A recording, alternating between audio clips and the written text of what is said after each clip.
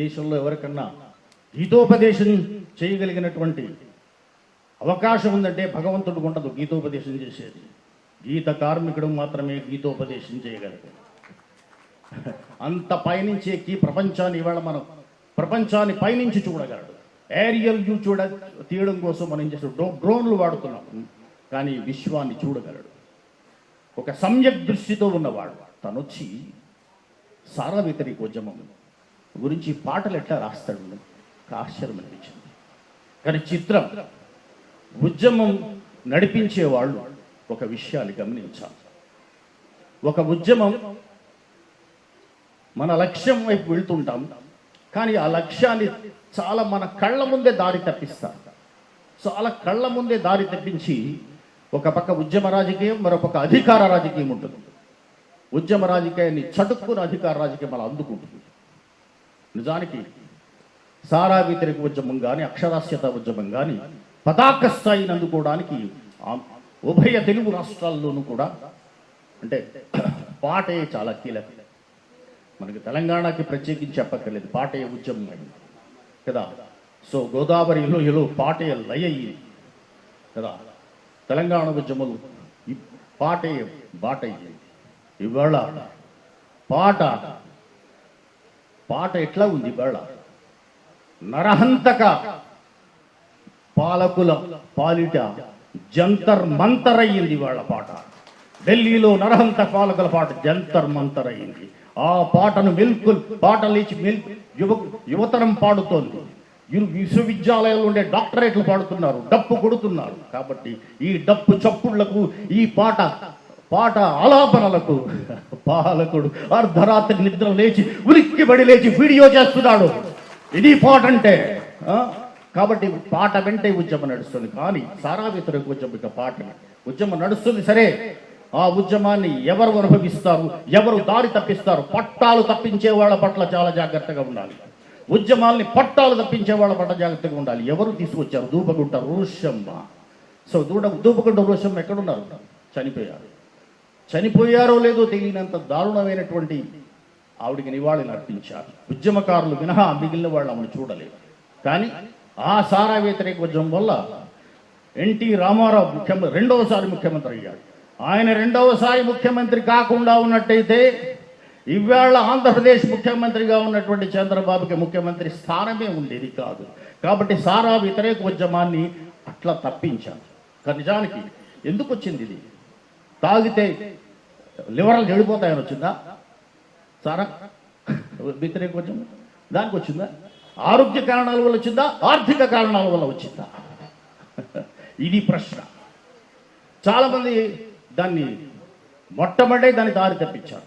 సారా వ్యతిరేక ఉద్యమం కాస్త మద్య వ్యతిరేక ఉద్యమంగా మారినప్పుడే దాని పట్టాలు తప్పింది. సారా మాత్రమే బంద్ చేయమని కోరుతున్నారు మనం గ్రామాల్లో ఉండేటువంటి మహిళలు. ఎందుకోసం? తాగొస్తున్నాడు. తాగొచ్చినాడికి రూపాయికి ₹1 తేడా తెలియదు. తెలుసుదా?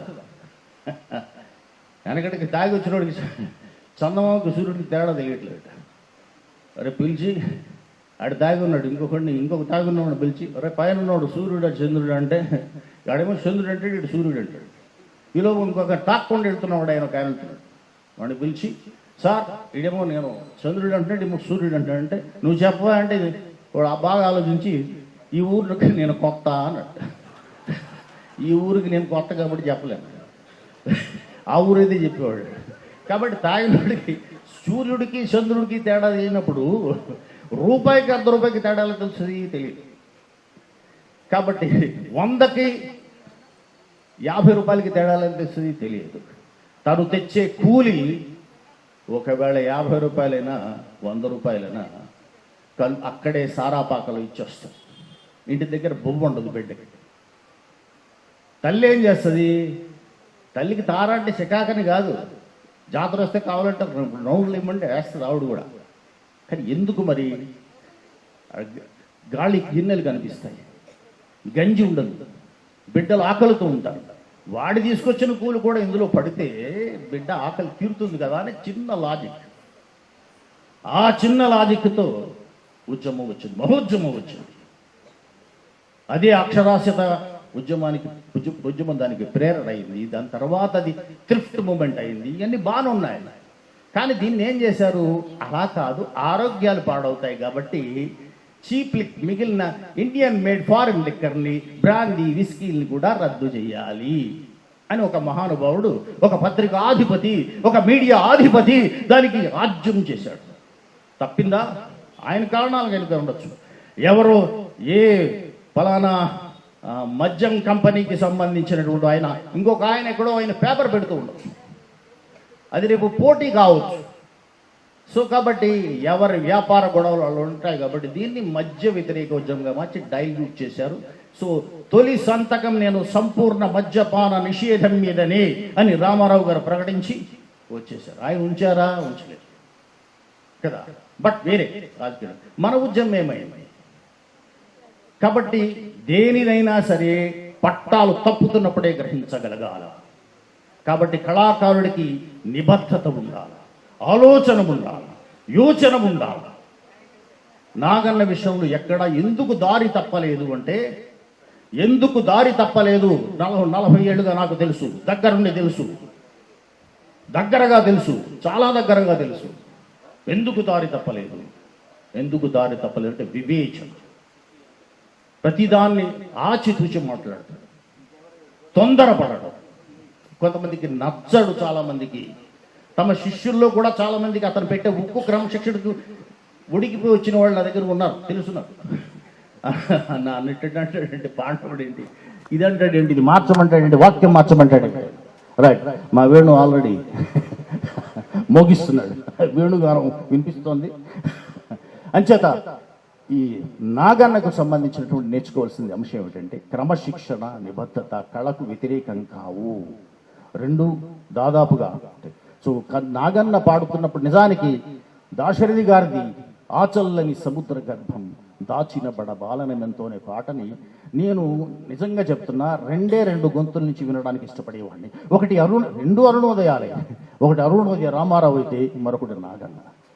ఇప్పుడు పాటని ఎలా వినాలి, ఎవరు పాడితే వినాలి అనిపిస్తుంటుంది. కానీ వీళ్ళిద్దరూ అలాంటి వాళ్ళు కాదు, వాళ్ళకి వారసులు తయారు చేసి వెళ్ళారు. అప్పుడు కొన్ని 1000 గొంతుకలతో వినే అవకాశం ఉంది. కానీ ఆస్వరం నాగన్నది ఒక సంతకం, ఒక అద్భుతమైన సంతకం. మెత్తడమే హై పిచ్లో ఎట్లా ఎత్తుతాడు, అట్లా ఎలా నిలబడతాడు, ఆశ్చర్యంగా ఉంటుంది. కాబట్టి జీవితం కూడా హై పిచ్లో ఉంటుంది, నిబద్ధత కూడా హై పిచ్లో ఉంటుంది. తనకు ఉండేటువంటి నిబద్ధత కూడా 6:30 శృతిలో ఉంటుంది. కాబట్టి తను ఒక చిన్న గదిలో మాత్రమే ఉన్నానని రాసుకున్నాడు. వాళ్ళిద్దరి జీవితాలు ఏమాత్రం మార్పు లేకుండా ఉన్నాయి.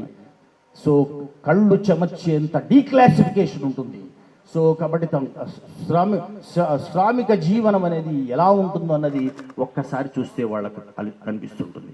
కాబట్టి నాగన్న ఒక జ్ఞాపకం కాదు, నాగన్న ఒక వాగ్దానం. నాగన్నని గుర్తుకు చేసుకోవడం జ్ఞాపకం కాదు, ఈజ్ ఎ ప్రామిస్. రేపటికి బాట వేసిన వాడు నాగన్నకి మరణం ఉండదు. జోహార్ నాగన్న.